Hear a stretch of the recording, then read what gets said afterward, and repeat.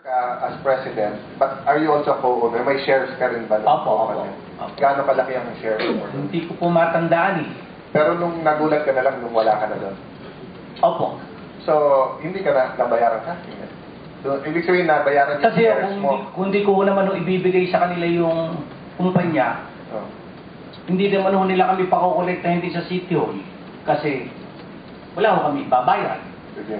So anyway, this is a whole new issue and story. But importante lang mo sa amin at tinanong ko lang yon para i-test lang yung nalalaman mo doon. Kasi alam mo naman, biglang sasabihin wala yung mga hindi namin kasalanan, no? Na walang nagtatanong para kay Vice President at hindi sila nag-attend, no?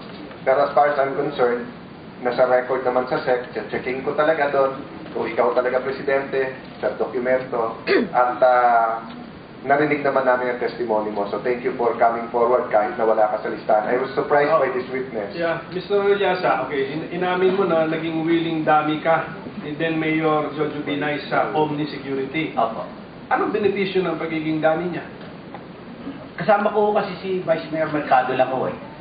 Hindi, ano naging benepisyo mo? Maganda sweldo mo? Laki May sweldo po. Laki? Hindi naman po. Tama lang po. Magkano? Ang tama? Ang alam ko po sa pagkakatanda ko, mga almost 50 to 70,000 po. 50 to 70,000 a month as Opo. president of the security agency. Tapos, Wala. alam mong dami ka. Opo.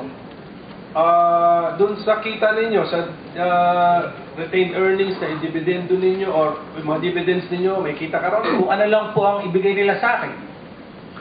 Sino nagde-decide? Si Mr. Limlingan po. Na wala nga siya sa formal na Opo. incorporator. Ano? Opo.